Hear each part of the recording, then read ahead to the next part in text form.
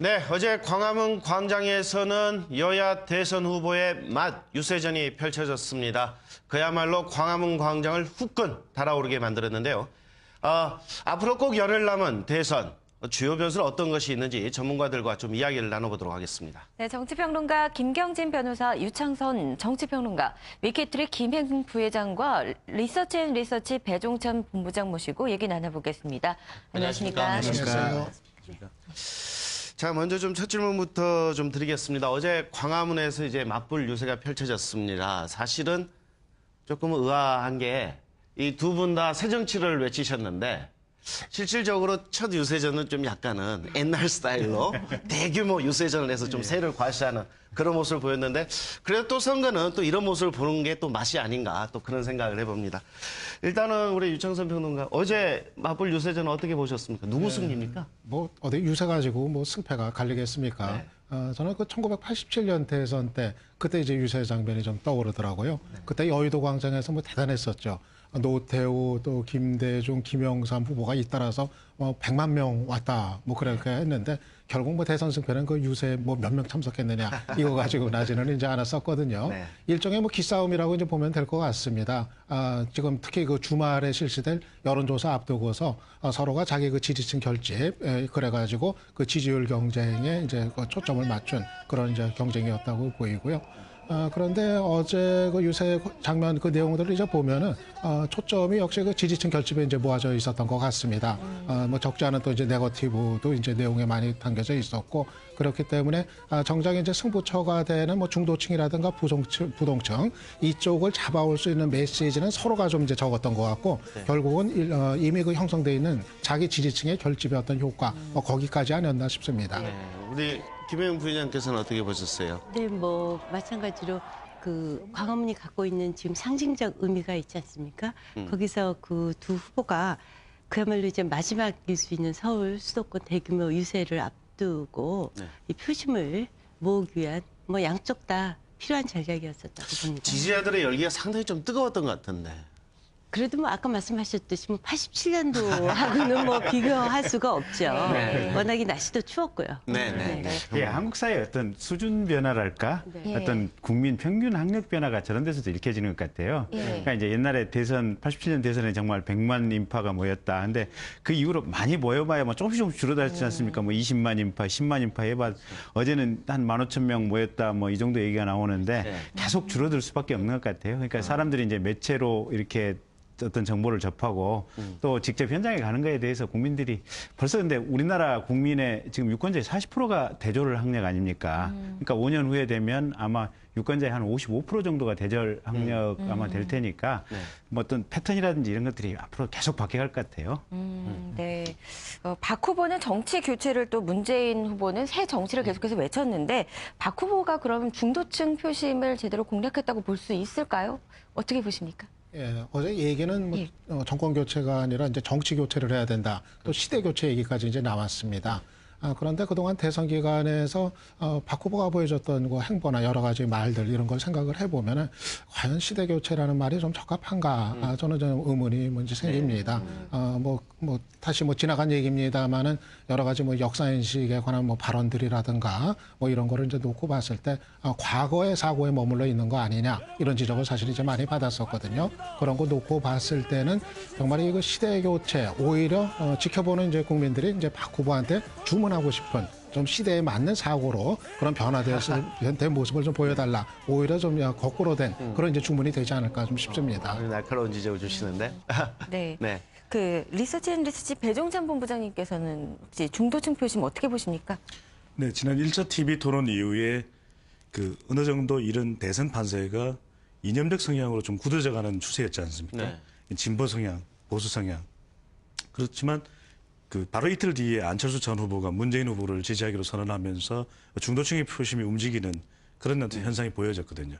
박근혜 후보로서도 근소하게 앞서고 있던 판세이기는 했지만 마지막 순간에 어느 정도 당선에 영향을 줄 수 있는 것은 중도층 또 부동층 일부일 수 있다면 이들을 갖다가 유인하는 그런 어떤 전략도 필요하다고 봤을 것 같고요. 그렇다면 그것은 이제 정권 교체에 맞서는 문재인 후보의 정치 교체, 나 역시도 변화를 보여줄 수 있다. 그래서 중도층을 좀 더 중도층들에게도 어필할 수 있다. 이런 어떤 전략이었던 것으로 분석됩니다. 네. 그렇다면 뭐 중도층을 분석해 보는 것도 필요할 것 같은데요. 중도층에 대해서 혹시 얘기해 주실 수 이미 뭐 중도층도 이제 좀 구분이 되지 않습니까? 뭐 진보 쪽에 성향을 갖고 있는 중도층이 있고 보수 쪽에 속하는 중도층도 있고요. 지금의 대개 이제 여론조사 보면 두 후보의 지지율을 뺀 나머지 부동층이 10% 이하로 떨어져 있기 때문에 이미 두 후보의 지지율에 상당수의 그 비슷한 그 중도층은 포함이 됐다고 보고요. 나머지 사실은 부동층이 거의 없는 편입니다. 그래서 이제 뭐 지금 수도권의 마지막 유세가 필요했었던 것도 네. 그야말로 이제 얼마 남지 않은 선거 막판이지 않습니까? 그 표심을 좀 더 모으기 위한 전략이지 중도층의 외연 확대 이거는 이제 선거 중반기 그 전략이 아닌가 싶습니다. 그러니까요. 두 후보가 박빙의 승부를 펼칠 때 이 중도층이라고 하는 것은 대체적으로 단순한 중도 성향보다도 중도 성향을 가지고 있는 부동층 그리고 그중에서도 40대 주로 수도권에 거주하는 유권자층이 아무래도 마지막 네. 표심의 향배를 지고 있을 텐데요. 이들이 과연 어느 후보에게 무게를 실어주느냐. 대체적으로 부동층은 투표 의지가 정당 지지층보다는 좀 약한 편입니다. 네. 왜냐하면은 내가 꼭 선거에 가서 선거 때 누구에게 투표를 해야 되겠다는 의지가 그만큼 약할 수밖에 없는 것이거든요.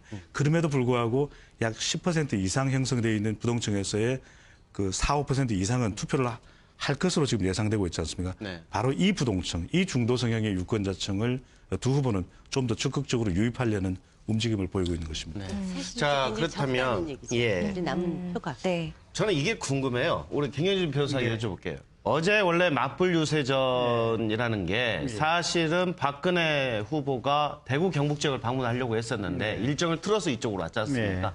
이거는 좀 새누리당 입장에서는 전략을 잘 했다고 보시는 건. 잘 짠 거죠. 어. 왜냐하면 그 대구 경북 지역 같은 경우는 박근혜 후보에 대한 지지도가 한 70% 약간 넘는 선에서 지금 고정이 돼 있거든요. 그래서 아마 더 확장될 것 같지는 않고 거기서 또 특별한 정말로 큰 실수가 있지 않는 한 더 빠질 것 같지도 않아요. 그리고 호남 같은 경우는 지금 문재인 후보에 대한 지지도가 한 75에서 80%요. 이 사이에서 고정이 돼 있는데 아마 안철수 후보가 이제 적극 돕기로 하면 거기서 한 5% 정도 올라가긴 할 텐데 그거 역시 85%를 넘지는 않을 것 같고 그래서 양 지역 모두 각각의 어떤 후보들의 지역에서 고착화가 돼 있기 때문에 이 조금 움직일 수 있는 여력이 많은 데가 수도권과 그다음에 부산 경남 지역 그다음에 인구는 적지만 강원 지역 뭐 이런 세 군데가 될 거기 때문에 네. 아마 이 세 군데에 집중을 해야 되고 그중에서도 제일 지금 어떤 인구 포션이 큰 데가 수도권이니까 이 수도권에 집중을 해야 되는 상황입니다. 네. 만약에 박근혜 후보가 주말 여론조사를 앞둔 시점에서 대구 경북 지역 유세를 어제 했다 대대적으로 만약 그랬다면 그건 이제 대단히 나쁜 전략이 이제 됐을 겁니다. 예. 저는 요즘 그 선거 기간 동안 이제 과거 그 김대중 대통령이 후보 시절 그때 선거 전략 이게 이제 다시 이제 떠오르더라고요. 지금 보면은 새누리당도 그렇고 민주당도 그렇고 이 선거 전략이 상당히 우왕좌왕하는 이런 모습을 이제 많이 보였었거든요. 네. 근데 그 김대중 대통령 후보 시절 보면 선거 전략은 정말 아주 뭐 프로 중에 프로다 이런 생각이 이제 다시 떠오르는 게 당시에 보면은 호남 지역 유세 같은 경우는 최소화했습니다. 거기는 이미 압도적인 지지가 나와 있기 때문에 예. 오히려 거기서 너무 많은 사람들이 모이는 모습을 보이면은 다른 지역에 부정적인 여파를 미칠 수 있기 때문에 네. 최소화하거나 하더라도 마지막에 아주 한두 차례 정도 확인하는 정도 하는 이런 식으로 했기 때문에 어제 같은 날 만약 박 후보가 대구 경북 지역에서 유세를 했는데 거기서 뭐 수많은 군중이 모여서 아주 열광을 했다. 이거는 뭐 수도권이라든가 다른 지역에는 마이너스였었죠. 네, 네, 아, 그렇군요. 그렇군요. 그러니까 안철수 전 후보의 움직임도 잘 봐야 될 것 같은데 어제 투표율 동료는 했지만 문재인 후보에 대한 지원에 대한 언급은 없었습니다. 혹시 어떻게 보셨습니까? 김행 부회장님부터. 글쎄 말씀해 부산에서도 주시죠. 예. 그러셨다고 해요. 한 2천여 명 모여서 제일 많이 모인 데가 나머지 지역은 한 1,000명 정도 모였는데 부산에서도 문재인 그 이름은 언급 안 하시고 새정치만 하셨다고 하는데 아마도 이제 본인이 혹시 선거법을 의식하셨을 수도 있어요. 그럼에도 불구하고 대학로라든가 이런 데서 이제 주황색 스카프를 두르셨어요. 주황색 스카프가 그 안상모의 색깔이라고 해요. 그런 거 보면은 본인의 정체성을 분명히 하면서 동시에 투표를 독려하는 쪽에 더 선거 운동 지원에 방점을 찍었다. 이렇게 보는 것이 맞지 않을까 싶습니다. 근데 보면 이쪽 아니면 정답 언론 안 일각에서 늘 만들었으니까. 나오는 네. 이야기가 네. 그 안철수 후보하고 이제 문재인 후보가 저쪽 그 어디서죠? 그 맨 처음에 만났지 않습니까? 그 정동에 있는 식당에서 네. 만나서도 그렇고 부산 지역에서도 그렇고 보면 문재인 후보는 되게 적극적으로 막 좀 네. 껴안고 막 그러려고 네, 맞아요. 하는데 네. 이 안철수 전 후보는 좀 약간 그런 부분을 꺼려해요. 그래서 네. 그게 아직까지도 사실은 뭐 전략상 선거 전략상 어쩔 수 없이 하는 거냐 아니면 원래 좀 성격이 수줍음을 타서 그런 거다. 뭐 그런 여러 가지 분석이 나오는데 김행 부회장은 어떻게 보세요? 글쎄 그 부산에 제가 이제 부산일보 후배 기자들한테 물어봤어요. 당시 현장에 취재간. 그랬더니 두 분이 같이 있는 거 좀 포옹하는 거 사진을 좀 찍겠다. 계속 주문을 했는데 끝까지 네. 안 후보께서 네. 포옹은 안 하시더라고. 이렇게 얘기를 하세요.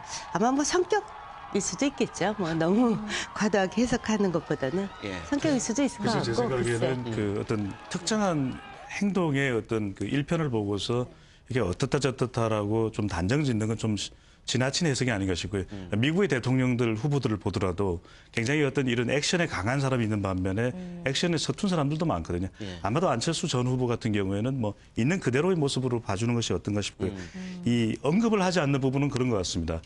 지금 그 어차피 이제는 안철수 전 후보가 일종의 6일 날 지지선을 함으로써 야권 지지층으로 봐서는 단일화가 완성된 것 아니겠습니까? 그렇죠. 그렇다면 이제부터의 선거는 문재인 후보의 선거입니다. 문재인 후보가 더 많이 앞으로 이제 안철수 전 후보에게 경로 의존을 하게 되게 되면 또 이 선거는 또 안 전 후보와 함께 끝까지 가야 되는 부담을 안게 되는 것이거든요. 안 전 후보가 어느 정도 지원으로 박근혜 후보의 격차가 줄어졌다면 이제 남은 과제는 문재인 후보 스스로의 선거 운동이고 지금 나오는 대부분의 슬로건들이 아마 그런 문재인 후보의 선거 위주로 이루어지고 있을 겁니다. 네. 바로 그런 차원에서 이야기가 돼야 되지 않을까. 그래서 안 전 후보도 문재인 후보를 많이 언급하기 시작하면 또 두 사람이 서로 간의 경로 의존이 되고 그것이 마지막 선거까지도 문재인 후보의 선거를 치르지 못하는 그런 어떤 선거 전략적 측면으로 봐야 될 것 같습니다. 예, 뭐 지금 말씀하신 대로 뭐 후보는 어디까지나 문재인 후보입니다. 주연이고요. 그리고 뭐 안철수 전 후보는 아무리 뭐 관심이 뭐 크고 어떻게 뭐 얘기를 해도 어디까지나 이제 조연입니다. 그렇기 때문에 지금 실질적인 효과 면에서 놓고 보더라도 저는 안철수 전 후보 방식이 좀 맞다고 생각을 합니다. 이미 문재인 후보로 가 있는 그 층에 대해서 뭐 확인해서 뭐 안 전 후보가 나서서 굳이 그거 할 필요가 없거든요. 이 제한된 시간에 오히려 지금 문재인 후보한테 가지 않고 있는 층 또는 이 안철수 지지층이었다가 이제 이탈을 해가지고 투표장에 갈지 망설이고 있는 층 이들을 향해 가지고 뭐 투표 참여 얘기를 한다거나 뭐 정권 교체 얘기를 한다든가 이런 게 맞을 것 같고 오히려 안 전 후보가 지금 문재인 외치고 다니면은 오히려 안철수 지지층 같은 경우는 그 장면 자체가 어색하고 또 불편해 가지고 오히려 또 역작용도 있을 수 있기 때문에 저는 오히려 지금 하고 있는 방식이 더 실질적인 효과를 가져올 수 있는 방식이다 그렇게 봅니다. 그렇군요. 어떻게 우리 김현준 변호사는 어떻게 보셨어요? 어제 뭐 대학로라든지 이제 코엑스 같은 데서 이제 그런 모습을 쭉 돌면서 투표를 합시다라고 외쳤는데 아무래도 그 젊은 층들의 투표를 어떻게 높여주느냐가 또 이번 대선의 한 변수가 되지 않을까 싶은데요. 예. 지금 안철수 후보 같은 경우 기본적으로 이제 연구실에서 나온 지 6개월 됐나요? 그러니까 기성 정치의 모습으로 보면 아마 새님이라고 봐야 됩니다. 그러니까 어떤 정치권에서 우리가 오랫동안 역전의 용사로 정치 일선을 누빈 사람이 아니기 때문에 이제 이분 같은 경우는 손 한 번 잡고 같이 지지선언을 해주는 것 자체가 정말 최대의 어떤 본인으로서는 할 수 있는 것이고 뭐 껴안는 것이라든지 또 이게 지금 선거 연설원 등록을 하지 않는 한은 적극적으로 마이크를 잡고 문재인 후보 지지를 얘기할 수가 없거든요. 그래서 아마 특히 이렇게 법 준수에 대한 의지가 강렬하신 분 같은 경우는 아마 그런 부분을 아마 염두에 뒀을 것 같고 그래서 유 박사님 말씀하신 대로 본인이 돌아다니면서 또 안철수 후보를 지지했던 안철수 매니아들 같은 경우 안철수 후보가 길거리에 등장했다는 것 자체만으로서도 벌써 마음이 움직이고 또 이 어떤 정권 교체를 위해서 뛰어야겠다 이런 마음의 어떤 동력이 생기는 거니까 그 자체로서 충분한 효과를 발휘할 수 있다고 봅니다. 제가 보니까는 지금 당초 예상했던 것보다도 안철수 전 후보가 이 정도 지금 하고 있는 거는 자기로서는 좀 최선을 좀 다하는 그런 지원의 방식을 하고 있는 거 아닌가 판단이 듭니다. 그렇죠. 사실은 좀 소극적인 지원 수준이 아닐까 사실 그런 생각을 했었는데. 그러니까 서울시장 선거 때 보면 편지 전달하는 걸로 지원 표시했지 않습니까? 그렇죠. 그거 보면 길거리 나간 것만 해도 예. 이분이 가지고 있는 어떤 행동의 습관에서 보면 정말 많이 하시는 거예요. 네. 네. 네. 이제 대선이 꼭 열흘 남았는데 예상 변수를 좀 짚어보고 넘어가겠습니다. 내일 2차 TV 토론이 있는데 어떤 점이 이슈가 되는지 경제와 복지 분야 그리고 환경 분야에 대해서 다루게 되는데 이 점에 대해서 먼저 김행 부회장님께 여쭤보겠습니다. 그거는 이제 여론조사를 보면 실질적으로 이제 두 분의 정치적 그 행로도 그랬고요. 여론조사를 보면 박근혜 후보는 이제 경제 성장과 일자리 쪽에 더 그 경쟁력이 있는 후보다 이렇게 쭉 나왔고요. 네. 그 문재인 후보 같은 경우는 경제 민주화를 더 잘할 후보다. 이 두 분의 경쟁점이 분명한 차이가 있는 것으로 조사 결과가 나왔었거든요. 이번에 그 이슈도 그 부분에 그 모아질 거고요. 아마 문재인 후보 측에서는 그 박근혜 후보한테 경제 민주화를 포기한 것이 아니냐, 뭐 사회 양극화, 뭐 이명박 정부의 경제 실적 이런 것을 뭐 따지고 들 테고요. 뭐 반대로 이제 박근혜 후보는 뭐 민생, 경제 성장을 통한 일자리 창출 뭐 이쪽에 방점을 주셨으니까 그 부분과 관련해서 아마 그 상대방을 공격하는 그 두 전선이 분명하게 나눠질 것으로 보입니다. 네. 네. 자, 우리 변희찬 법무장께 여쭤볼게요. 그 지난번 1차 토론 때는 아무래도 이정희 변수가 상당히 좀 작용을 하지 않았나 싶습니다. 네. 물론 뭐 거기에 대한 비난과 질책도 있었지만 오히려 그런 부분 때문에 박근혜 후보도 물론 잘했다는 평가를 받았지만 본인의 어떤 지지율 같은 걸 감안해 보면 그렇게 좋은 평가를 받은지 못했고요. 문재인 후보도 존재감이 없었다 아주 강한 비판을 받았는데 이번 토론에 있어서의 이정희 변수는 어떻게 보십니까? 이번 토론에 있어서는 일단 이정희 통합진보당 후보인 경우에는 아주 토론의 기술은 농했지만 내용적으로 저희들이 문제가 되었지 않습니까? 네. 좀 더 정책 위주의 TV 토론을 했었다면 좋았을 걸이라는 대부분의 반응이었는데요. 네. 그리고 이제 안철수 전 후보가 합류함으로써 문재인 후보도 좀 더 TV 토론이 이념 성향으로 흘러가기보다는 이번에 중요한 주제들이 경제, 노동, 복지 아니겠습니까? 좀 더 정책 위주로 갈 가능성이 높아 보입니다. 이것은 박근혜 후보도 마찬가지일 것 같고요. 그렇기 때문에 이미 TV 토론은 무엇보다도 좀 더 중도층을 흡수할 수 있고 여론조사에 공표되는 여론조사에 반영될 수 있는 마지막 기회이지 않겠습니까? 그런 면에서는 이정희 후보도 지나친 이념 논쟁보다는 본인이 정책 위주로 아마 대결하는 모습으로 가지 않을까 이렇게 싶어집니다. 그렇게 갈 거로 이제 예상을 하는데요. 네. 이정희 후보가 내일 토론도 아마 거의 뭐 주도하다시피 하지 않을까 예상이 이제 듭니다. 왜냐하면 더군다나 이 주제가 경제하고 이제 복지거든요. 지금 경제 민주화 문제, 복지 정책 문제, 한미 FTA 문제. 이거는 사실 이정희 후보 입장에서는 박근혜, 문재인 후보와의 차별성을 아주 극대화시킬 수 있는 그런 이제 정책적인 의제들입니다. 아마 그 내용과 관련해서 깊이 들어가면서 조목조목 아마 공격적인 그런 토론을 할 거로 이제 예상이 이제 되는데요. 아마 이정희 후보가 사실 토론 역량에 있어서는 대단히 이제 뛰어난 이제 인물입니다. 그렇기 때문에 아마 1차 토론 때 했던 거를 그대로 반복하는 식으로는 하지 않을 것 같아요. 그때는 일단 나를 세우는 거에 초점을 맞췄다고 한다면은 이 두 번째 경제 관련 의제들에 있어서는 말씀하신 것처럼 정책의 내용을 가지고 이정희 후보 쪽에서 나온 얘기는 저런 거거든요. 일단 한미 FTA 협정문 전문들을 읽고 나와라. 네. 그래야 아마 상대를 할 수 있을 거다. 그러니까 이제 스터디를 이제 아마 열심히 이제 해가지고 그 내용을 가지고 아마 이제 공격적으로 나오면은 내일도 아마 상당히 다른 두 후보가 상당히 좀 이제 어려움을 겪는 토론이 될 가능성이 좀 있어 그러니까 보입니다. 박근혜 문재인 후보가 상당히 골머리를 앓고 나올 것 같아요. 공부하고 기본적으로 있다고 이게 오늘도 아마 하시더라고요. 네. 1차 토론에서도 봤듯이 2차 토론에서도 박근혜, 문재인 후보가 이정희 후보를 대적할 방법이 없을 것 같아요. 그리고 이정희 후보 같은 경우는 또 박근혜 후보한테 지금 1차 토론에서 기기 얘기가 나왔지만 한미 FTA 관련해 갖고 ISD 조항 뭐 재협상 개정 재협상 의지가 있느냐 없느냐. 그래서 박근혜 후보가 마지못해 뭐 할 수도 있는 것처럼 얘기를 했는데 지금 민주통합당 입장은 재협상하겠다는 게 분명한 당론인데 지금 새누리당 입장은 재협상이 원래 안 하겠다는 거였거든요. 그래서 박근혜 후보가 짱짱한 말을 해가지고 그 부분을 가지고 다시 한번 좀 몰아칠 것 같고 또 이정희 후보 같은 경우는 비정규직 문제라든지 그 네, 비정규직에 대해서 노동분야. 예, 예. 현대자동차 같은 경우 뭐 비정규직 불법이라고 하는 판결이 내렸음에도 불구하고 일부 대기업에서 지금 아예 대법원 판결 자체를 무시하고 지금 집행을 안 하는 부분이 있거든요. 그러면 집권당의 어떤 후보로서 아니 대법원의 판결이 무시당하고 있는 이 현실에 대해서 왜 책임을 지지 않느냐, 어떻게든지 이 법을 이행을 시켜야 될 것이 아니냐, 아마 이런 부분을 가지고 좀 강하게 몰아칠 것 같습니다. 네, 그런데 오히려 이정희 변수가 오히려 박근혜 후보에게 유리했다라고 보는 시각도 있더라고요.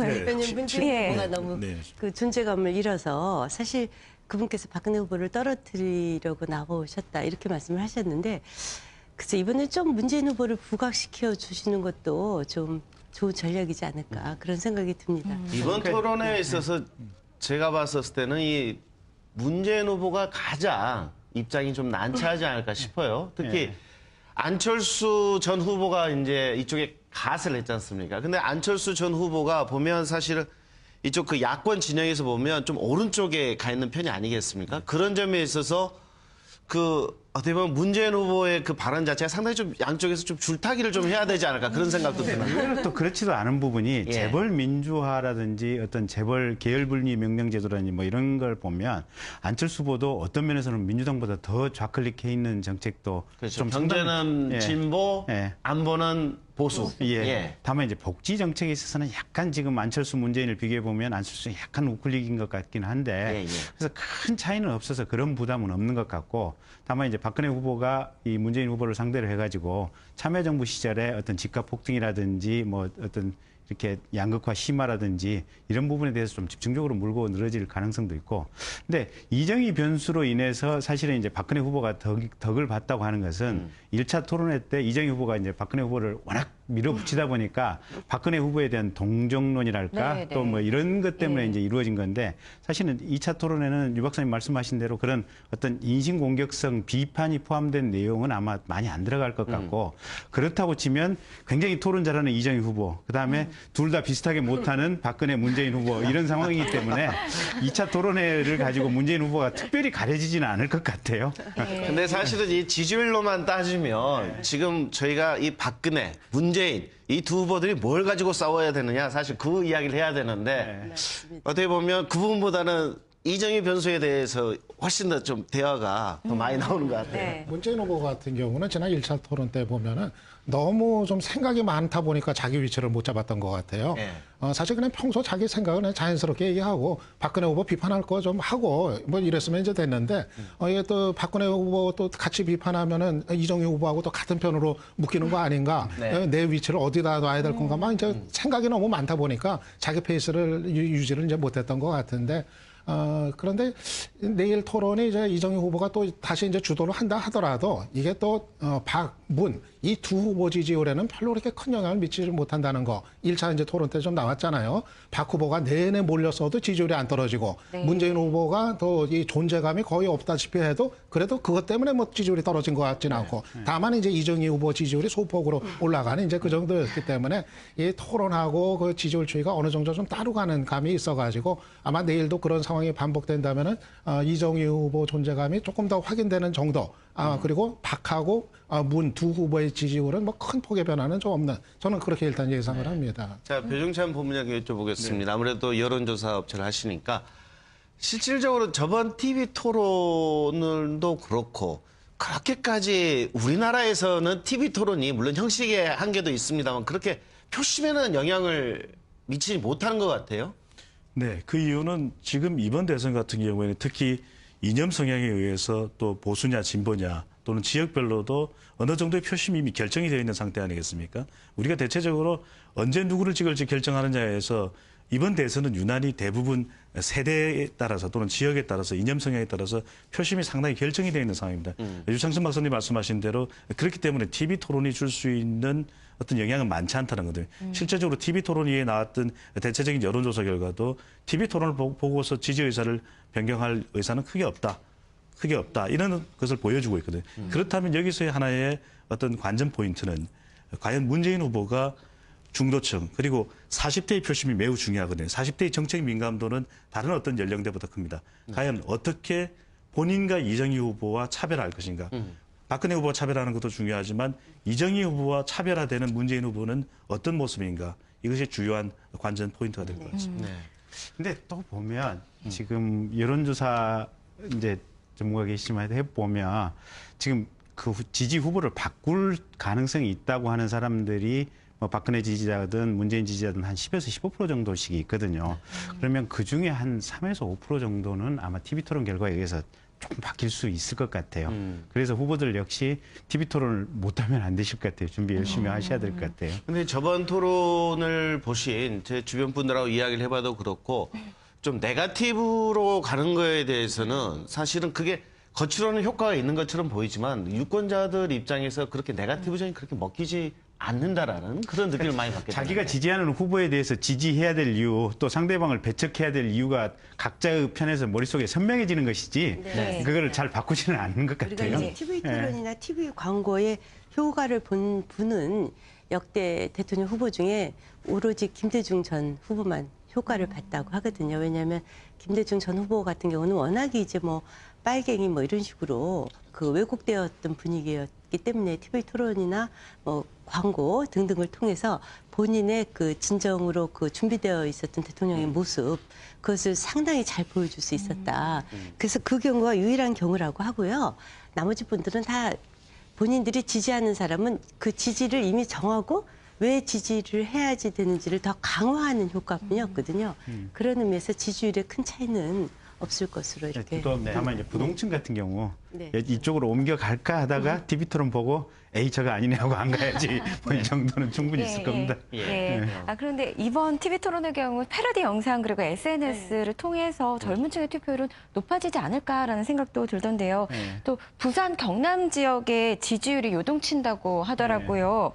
뭐 안철수 지원으로 인해서 예. 젊은 층 표심들이 네. 상당히 많이 올라갔다고 하던데 네. 이 점에 대해서 어떻게 보시는지. 그러니까 이제 부산 경남 쪽 같은 경우는 기본적으로 지금 안철수 전 후보의 고등학교 출신지기도 하고 또 부모님 거기 계시고 지역 연구지 않습니까? 또 문재인 후보 같은 경우도 고향이 거기고 그러다 보니까 이제 부산 분들 같은 경우는 이제 우리 지역 출신 대통령을 한번 뽑으면 자랑스럽지 않겠느냐 이런 생각을 많이 하셨던 것 같아요. 근데 이제 단일화 과정이 매끄럽지 않으면서 특히 이제 안철수 후보를 적극적으로 지지했던 뭐 고교 동문이라든지 주변 분들이 조금 마음의 상처를 입고 부동층으로 남거나 아니면 또 지역적으로 이제 영남이고 이러다 보니까 박근혜 후보하고 이렇게 가까울 수 있는 요소가 많으니까 그쪽으로 좀 넘어가는 경우들이 상당 정도 있었는데 그 부분들에 대해서 좀 강하게 넘어가서 마음의 의사결정을 해버리신 분이라면 어쩔 수 없지만 그러지 않고 중도층에 머물러 있거나 아니면 살짝 넘어가서 박근혜 후보를 지지할까 말까 이 정도에 있던 분들은 안철수 후보가 뛰기 시작하면 아마 다시 돌아오는 효과가 있어서 결국은 안철수 후보가 앞으로 열흘 동안 얼마만큼 열심히 뛰느냐에 따라서 그분들이 돌아오는데 어느 숫자, 어느 비율만큼 돌아오느냐 이게 좌우가 될 것 같습니다. 변희재 본부장님. 네. 이 PK 지역 같은 경우 이제 이번 선거의 가장 이제 최대 승부처다라고 이야기를 하고 제가 사석에서 이제 새누리당 선대위 관계자들을 만나 보면 35% 만약에 문재인 후보가 35%를 받는다면 박빙이 될 거고 그 35%가 되고 그 이상이 되면 박근혜 후보가 상당히 힘들 것이다. 그런 관측을 하는데 이번 단일화로 인해서 그 파급력이 가장 그쪽 지역이 크지 않을까요? 글쎄요. 먼저 부산, 울산, 그다음에 울산을 저희들이 가끔 빠뜨리는데 울산, 경남 지역의 유권자 비율이 16%, 전체 유권자 수의 16%가 조금 상회하는 정도거든요. 이 지역의 기본적인 이해는 이 지역은 말 그대로 새누리당의 텃밭입니다. 정당 자체의 지지 그 구도 원래는, 자체가 예. 새누리당을 강력하게 지지하는 곳이거든요. 아무리 대선이 인물 구도이다 하더라도 이 지역은 일단 새누리당이다. 새누리당에 대해서의 선호가 이미 굳건하게 형성이 되어 있습니다. 반면에 민주통합당의 경우에는 아무리 부산 출신의 인물이 나온다 하더라도 이 정당의 정체성은 좀 더 호남 쪽에 가 있지 않느냐는 것은 분명하거든요. 물론 세대간은 다릅니다. 20대, 30대는 다를 수 있거든요. 그렇기 때문에 그런 전제하에서 이 지역에서 민주통합당 후보가 박근혜 후보를 넘어서기는 쉽지 않아 보입니다. 그렇다면 가장 중요한 것은 득표율이 될 텐데요. 그 득표율은 20대, 30대의 득표율입니다. 아무리 분위기가 좋은들 20대, 30대 대체적으로 이 연령층에서는 좀 더 민주통합당의 문재인 후보를 지지하는 비율이 나오고 있습니다. 이들을 얼마만큼 투표장으로 끌어내느냐가 관건입니다. 2002년 대선에서 노무현 후보가 약 30%에 가까운 지지도를 여기서 올리고도 그 당선되지 않았습니까? 그 이야기는 뭐냐면 적어도 마지노선은 득표율 30%다. 그 비율을 올릴 수 있는 것이 관건이 될 테고 또 하나의 딜레마는 이 경남지사에 대한 그 재선거와 함께 이루어진다라는 것이 네. 하나의 딜레마가 되고 있습니다. 자, 이번 경남지사가 선거도 어떤 식으로 경남 지역에 영향을 줄 것인가. 경남 지역은 오히려 부산보다도 좀 더 그 농촌 지역의 성향이 더 많은 어떤 지역 분포를 가지고 있기 때문에 좀 더 새누리당 정서가 강하거든요. 네. 울산은 공업 지역, 이쪽은 물론 노조를 중심으로 해서는 그 진보적인 성향을 띠고 있습니다만 바로 이런 지역적 특성을 고려했을 때 과연 득표율을 문재인 후보가 얼마만큼 끌어낼 수 있느냐, 안전 후보가 얼마만큼 득표율에 기여할 수 있느냐, 바로 이 부분이 관건으로 보입니다. 추가하자면 이제 네. 특히 경남지사 같은 경우는 지금 민주당이 후보가 없고 네. 무소속의 권영길 후보하고 싸우지 않습니까? 그렇죠. 그런 점에 있어서도 좀 불리하다고 보고요. 자꾸 이제 이 질문을 하시는데 총선은 일종의 총선이나 지방선거는 일종의 전투입니다. 그 지역에서 일어나는 그렇죠. 대선은 전쟁이거든요.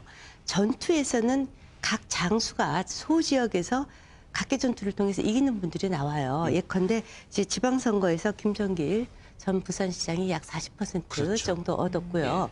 또 반대로 이제 호남에서 그 이정현 그 네네. 후보가 새누리당에 약 40%에 40% 가까운 정도. 예. 그 득표가 가능했었죠. 이런 거는 전투에서는 소장수의 그 역량에 따라서 그런 것이 가능하다는 네. 얘기입니다.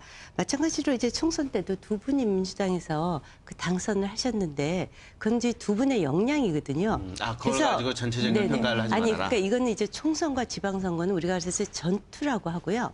대선은 전쟁으로 치러집니다. 즉 구도에 각이 잡혀야지 되는데 그래서 대선으로 가면 호남에서 박근혜 후보가 10%를 넘길 수 있을 것인지에 대해서 굉장히 회의적으로 나오는 거고요. 마찬가지로 대선의 경우는 노정 단일화가 완전히 이루어지고 나서도 29%를 얻은 것이 맥시멈입니다. 그것이 이제 총선과 대선, 그 전투와 전쟁의 차이거든요. 그래서 30%만 넘겨도 사실은 민주당 후보로서는 굉장히 잘하는 거고요. 임옥희 전략본부장께서 이렇게 그 목표치를 정하셨어요. 그 민주당이 이기려면 65% 투표율에 네네. 부산 지역에서 45% 득표, 충청도에서 50%의 득표를 해야 가능하다. 뭐 이렇게 얘기를 하셨는데 이것은 이제 정당 측에서 상향 조정해서 이렇게 목표치를 얘기할 수는 있지만 그런 의미에서 본다면 지금 현재 여론조사에서 35%가 나온다고 해도 실제 득표율에 가면은 저는 30%를 넘기는 것은 현실적으로 어렵지 않겠나 이렇게 이 봅니다. 선생님은 어떻게 보세요? 이 부산이 이번에 뭐 대단히 중요한 승부처가 될 수밖에 없는 게 실제로 그동안 추세를 보면은요. 문재인 후보가 이 부산에서의 지지율, 부침에 따라서 올라가고 내려오고 이게 좀 같이 이제 진행이 이제 됐던 것 같습니다. 문재인 후보 지지율이 이제 상승했던 그 시기, 그때 이제 보면은 바로 부산에서의 그 지지율도 그 상승 추세를 같이 이제 보이면서 전국적인 영향을 미쳤던 거로 보이고요. 그리고 그러다가 상당히 선전을 하다가 정작 단일화 이후에 이제 밀리기 시작을 했는데 그때가 이제 전국적으로 또 밀리기 시작했던 것과 또 이제 대략 일치를 이제 하는 것 같습니다. 그러니까 부산의 어떤 한 지역의 문제가 아니라 그 부산 지역의 지지율이 한 지역의 지지율이 아니라 지금 이제 전국적인 그 추세와 같이 가고 있다 이렇게 네. 보면 될 것 같고요. 그러니까 문재인 후보 입장에서는 아까 배 부부장 말씀하신 것처럼 사실 기본적으로는 거기가 새누리당의 강세 지역입니다. 여전히 여전히 강세 지역이고 당은 새누리당을 지금 선호하는 지역이 이제 분명을 하거든요. 그렇기 때문에 이대로 그냥 갔다라면은 그걸 문 후보가 상당히 어려웠을 겁니다. 격차가 더 벌어지는 상황까지 갔을 텐데 여기서 이제 안철수 전 후보가 등장을 한 거기 때문에 네. 일단 그거는 이제 좀 진정을 시킨 것 같고 안철수 지원에 힘입어서 어디까지 이제 다시 약진을 하느냐 아마 결국은 승부처가 되지 않겠나 싶습니다. 네. 이렇게 이제 대선이 한 열흘 정도 남다 보면 각 당에서 늘 나오는 이야기가 이제 버리기 전략으로 나오는 것 같아요. 나는 뭐 재산을 그렇죠. 나라에 바치겠다. 네. 내 주변 사람들 다 못 나오게 하겠다. 뭐 그런 이야기가 나오기 마련인데 네. 뭐 그렇지 않더라도 뭐 양당에서 계속 이야기가 나옵니다. 이제 뭐 친노는 뭐 정권을 잡더라도 문재인 후보가 정권을 잡더라도 백의정군 해야 된다. 또 뭐 박근혜 후보 쪽에서는 친박들은 다 이선 후퇴하겠다. 이제 그런 이야기가 나오고 있는데 그 부분에 대해서 좀 이야기를 좀 해보고 싶어요. 우리 김 변호사께서는 어떻게 보세요? 그런 어떤 이선 후퇴론이나 백의정군론. 뭐 실제 나중에 그걸 이행을 하든 말든 뭐 할 의지가 있든 어쨌든 그렇게 하는 것이 일단 대선 선거 국면에서는 유리해 보이고요. 그래서 박근혜 후보 같은 경우 지금 선거 등록하면서 비례대표 사퇴하지 않았습니까? 이게 내가 질 경우에는 정치 생명 이제 끝내겠다, 자발적으로 은퇴하겠다. 물론 뭐 나중에 또 다시 뭐 대선 후보로 또 뭐 도전을 하실지 어쩔지는 모르겠지만 굉장히 강렬한 단단한 의지고 지지층들의 결집 효과 또 강렬한 전투 의지를 보여준 것으로서 잘하셨다고 봐요. 반면에 이제 문재인 후보 같은 경우는 지역구 지난번에 이제 국회의원 출마하셨을 때 지역 주민들이 아마 이제 손수조 후보가 이렇게 하는 것 같아요. 대통령 후보 되면 뭐 국회의원 사퇴할 거 아니냐, 다시 선거 있을 텐데 뭐하러 출마했냐, 뭐 이런 비판 때문에 대통령 후보가 되더라도 나는 사퇴하지 않겠다. 그때 당시에 이제 그렇게 지역 주민들에게 공약을 하셨던가 봐요. 네. 근데 박근혜 후보 비례대표 사퇴하셨는데 문재인 후보께서는 사퇴를 안 하니까 오히려 이제 이쪽이 의지가 조금 약해 보이는 모습이 있어서 그것도 선거 초기에는 차라리 그냥 지역 주민들에게 그때 제가 그렇게 약속을 드렸지만 상황이 이렇게 되다 보니까 그냥 부득이하게 사퇴가 됐으니까 지역 주민들께서 좀 양해해 주십시오라고 하고 좀 이쪽도 배수진을 쳤으면 좀 더 좋지 않았을까 하는 생각이고요. 좀 버리고 또 새로운 인물 적극적으로 수혈해서 우리 어떤 후보로서 포용력이 크고 새 인재 영입에 대한 의지 뭐 이런 것들을 보여주면 득표로서는 훌륭한 전략이죠. 네. 예, 저 이제 선거 한복판에서 뭐니 해도 이 국민의 마음을 가장 직접적으로 움직일 수 있는 거는 자기 거를 과감하게 내려놓는 모습. 그때 국민들이 감동을 받고 마음이 움직이게 됩니다. 이거는 뭐 박근혜 후보나 뭐 문재인 후보나 다 마찬가지일 수 있을 겁니다. 박근혜 후보도 사실은 이 친박의 문제, 이거 정확히 매듭을 사실은 이거 졌어야 되는데 네. 이 상태로 그냥 계속하면은 서로 집권한다 하더라도 그게 저는 두고두고 문제가 될 거라고 예상을 합니다. 집권 초기부터 문제가 될 거로 보고요. 그런데 사실 내려놓는 거 더 급하고 절박한 건 사실 이제 문재인 후보 쪽입니다. 왜냐하면은 지금 판세를 역전을 시켜야 될 그런 입장이니까 더 절박하거든요. 그렇게 보면은 저는 문 후보가 정말 노무현을 넘어서는 문재인의 모습을 보여야, 그거를 분명하게 보여야 바로 지금 비민주당층, 지금 정권 교체에는 동의를 하고 공감하면서도 민주당이 별로여가지고 지금 떠나 있는 층, 이 층의 마음을 움직일 수 있는 게 바로 그런 모습이라고 생각이 이제 되거든요. 그래서 저는 지금 뭐 정권 교체를 원하는 그런 층은 상당히 좀 광범위합니다. 그런데 그 정권 교체 하자는 이유가 결코 뭐 민주당 사람들 뭐 장관 많이 뭐 시키고 또 청와대 많이 들여보내고 그것 때문에 정권 교체하자는 얘기는 아니거든요. 그렇죠. 그래서 민주당이 그런 거를 좀 제대로 읽고서 정말 그릇이라는 게 이 비우면은 채워지게 돼 있습니다. 비울 때는 좀 뭔가 겁이 나고 두려워도 그거는 비우고 나면은 국민들이 또 채워주게 그렇게 이제 돼 있으니까 저는 민주당도 좀 더 과감한 거를 지금 뭐 시간도 얼마 안 남았는데 그런 거 좀 내려놔야 되지 않나 싶습니다. 자, 우리 변희정 부모님 어떻게 보세요? 뭘 내려놔야 될까요? 지금 뭐 이야기를 들어보니까 어찌됐든 간에 내려놔야 된다. 그래야 국민에게 이제 감동을 받을 수 있다 하고 지금 사실 며칠 남지 않았잖아요. 네네. 일각에서는 어차피 그 저번에 나왔던 그 전두환 전 대통령이 6억 원도 이왕 할 거라면 빨리 내려놔야 되지 않겠냐. 빨리 입장을 발표를 해야 되지 않느냐. 뭐 그런 이야기도 나오는데 어떻게 보세요? 네, 유창선 박사님 말씀하신 대로 이렇게 그 본인의 어떤 그 측근들 조직들이라든지 본인이 가지고 있는 좀 더 너무 강력한 칼라들을 갖다가 좀 더 그 희석시켜서 좀 더 중도적인 성향의 모습을 보여주는 부분은 마지막 부동층을 흡수하는 데는 어떤 필요한 어떤 모습으로 보여지고요. 그렇지만 이것이 과연 전체 대선 판세에 큰 영향을 줄까는 조금 의문스럽습니다. 지난 우리가 그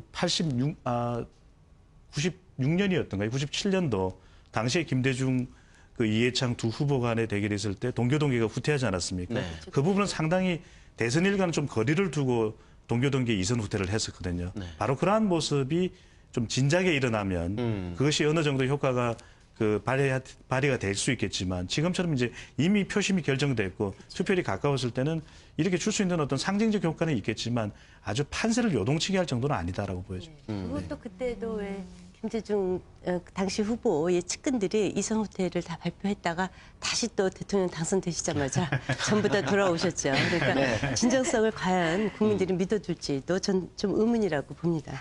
아, 네. 그렇군요. 네. 네. 알겠습니다. 자, 그렇다면 이제 뭐 마지막으로 지금 보면 이제 여론조사 발표 시기가 예를 들어서 12일까지만 이제 조사를 하고 이제 그 이후에는 이제 발표를 못 하지 않습니까? 조금 이해를 도와드려야 될 것 예. 같은데요. 설명할 수 있고요. 조금 이해를 도와드려야 될 건데 12월 12일까지 조사된 결과는 13일 이후에도 발표를 그렇죠. 할 수가 있습니다. 네. 17일도 발표할 수 있고 18일도 발표할 수 있는데 13일부터 조사되는 여론조사 내용은 13일부터는 발표를 못 합니다. 조사는 할 수 13일 있지만. 이후 조사 결과에 대해서는 공표를 못 한다. 그렇습니다. 근데 이제 그게 저렇게 했는데요. 구체적인 수치는 발표를 못 하는데 예컨대 문이 뭐 박을 좀 박빙의 리드를 하고 있다. 이런 식의 표현은 전부 다 가능합니다. 네. 그러니까 실질적으로 숫자가 없어서 그렇지 네. 판세 보도는 계속하는 거죠. 네. 사실 그 이후부터는 그 언론에 좀 행간을 좀 읽어야 되지 행간을 않겠습니까? 읽으면 뭐 충분히 알수 추격하고 있어요. 있다라든지 네, 그것만 그런 보면 표현을 다 알 수 통해서. 있어요. 왜냐하면 언론사는 자체적으로 다 그 여론조사를 하기 때문에 네. 그것을 근거로 기사를 쓰거든요. 그래서 사실은 뭐 숫자만 모를 뿐이지 대개 판세를 다 읽을 수가 있죠. 네. 한 가지만 짧게 덧붙이면은 특정 여론조사를 근거로 해서 그런 쓰지 우세 또는 못하죠. 열세를 말씀하실 수는 네, 없습니다. 그냥 네. 이 지금 판세를 보건데 이렇게 네. 이렇게 앞서간다 뭐 이런 식의 얼마든지 네. 이제 기사로는 쓸 수 있다는 네, 말씀. 알겠습니다. 네, 말씀. 자, 대선 열흘 앞두고 과연 어떤 변수가 어떻게 작용할 건지에 대해서 전문가분들과 좀 이야기를 나눠봤습니다. 네, 오늘 말씀 고맙습니다. 고맙습니다. 네, 감사합니다. 감사합니다. 네.